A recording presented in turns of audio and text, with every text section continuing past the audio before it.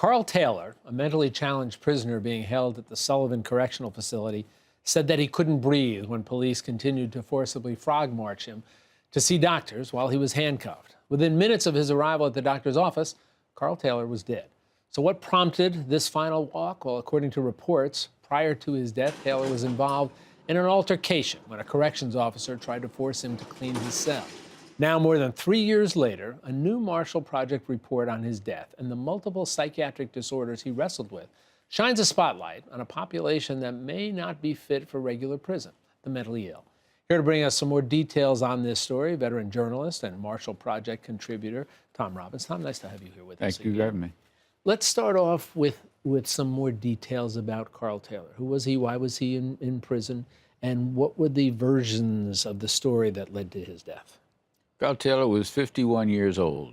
He grew up in Troy, New York, and he had been in prison at the point when this incident took place for 20 years.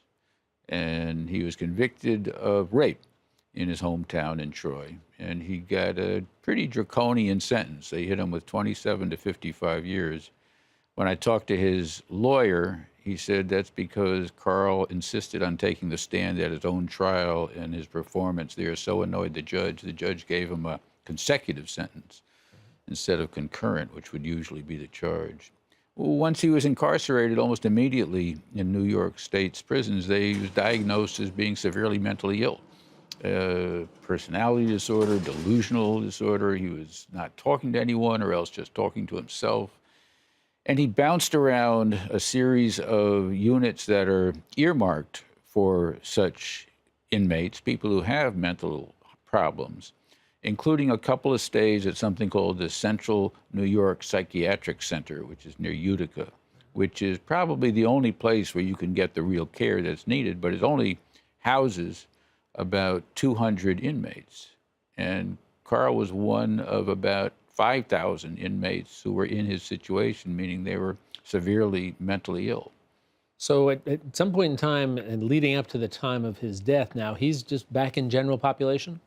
He was in general population at different times. He was in some of these special units that are supposed to be for the mentally ill. But here's the problem with these units is that while there are social workers and doctors that are supposed to check in on you, it's the same officers that are responsible for policing the rest of the prison. And while there's been some effort since his death 3 years ago to add more training for those officers, most of them are pretty regular guys who just say, you know, like, follow the rules, do what I say. And one of the most... And understanding, by the way, that it's a difficult job, you know, for these prison guards.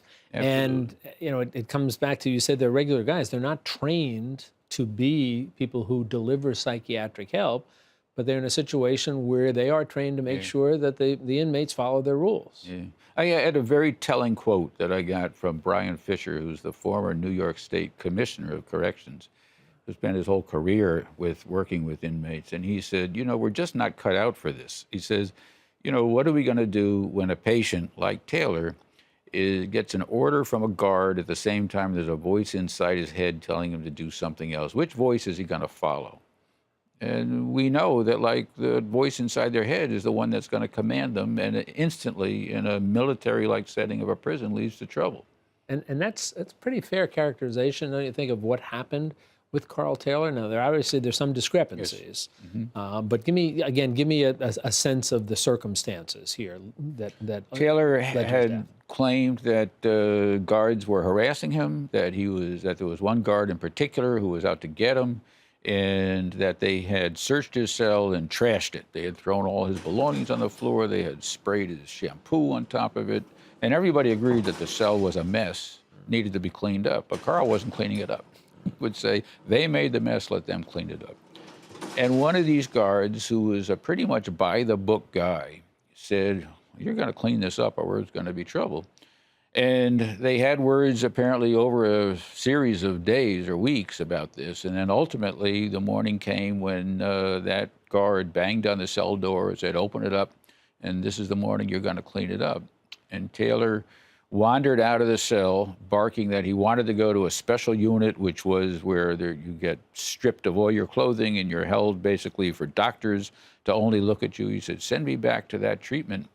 And the guard said, no, you're going back in the cell. And two different versions of what happened next. The guards maintained that Carl Taylor immediately turned around and belted this guard, a guy named Bruce Tucker, very hard in the head, knocking him back. All the inmates that I talked to and who are witnesses in a civil case that's pending say, in fact, Taylor drew his long baton and struck Carl Taylor several times over the head. But whatever happened, we do know that Carl Taylor got a hold of that baton, and then all hell broke loose. Officer's arm is broken. Carl Taylor then, as we said, swarmed on by the officers, by the corrections officers, frog marched to the medical unit. Right. And as you said, there are differing opinions that at some point in time may well get resolved to some extent in the courtroom. Bigger question for you, not to minimize those circumstances, but bigger question, what does this tell us about the notion of our prisons and their ability to handle mentally ill inmates? They're the worst possible places to house these folks. Years ago, you and I are old enough to remember places like Willowbrook. We had a series of public mental health institutions in themselves were horrific, and we got rid of them. Warehouses, at best. And we closed them down. And there were advances in medication that allowed people to stay in their community. And that worked for some people, but it didn't work for a lot of people. A lot of those people end up in prison because we have no intermediate stage for them. That's where they go. They go to prison. And to ask the New York State correctional system, and this is not just in New York, this is across the country, this phenomenon. We have a growing number of people who are severely mentally ill, who have committed bad crimes. I mean, Carl Taylor's crime was an awful one. So they clearly shouldn't be out among the public, but where should they be and what should we be doing with them? And that's the question. Whatever we're doing now, it's a recipe for disaster. I suspect that if you asked legislators and members of the public where this issue is on their hierarchy of concerns, it's not going to be real high. No, not unless you've got a family member. Right. And there's more a personal connection to the issue. Jack, there's more of those than you would think. It really is. When you start asking people, you say, hey, look, you got anybody in your family who's got a mental issue? And you find out, and in fact, I'm hoping that they stay the heck out of jail because I don't know how they would do inside.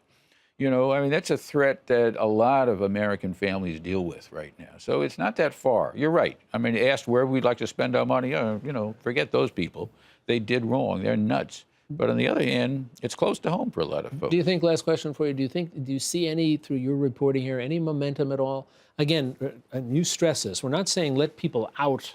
Right. If they did committed crimes and they needed to be kept away from the general public, do that, but find a better place to put them. Do you see any momentum at all for that? Well, I don't know if we're there yet on this issue, but I tell you, I see a trend in criminal justice issues. We see more progressive prosecutors getting elected around the country. We see a bill that actually may pass Congress, which may actually reduce the amount of time that people spend in prison. So the trend is going in the right direction now, but we're going to have to get there faster than we're going. Well, Tom, it's an illuminating report, a thoughtful report, a thought-provoking report. Thank you. I want to thank you for spending some time with us. Always good to see you. Good to see you. Thanks for having me.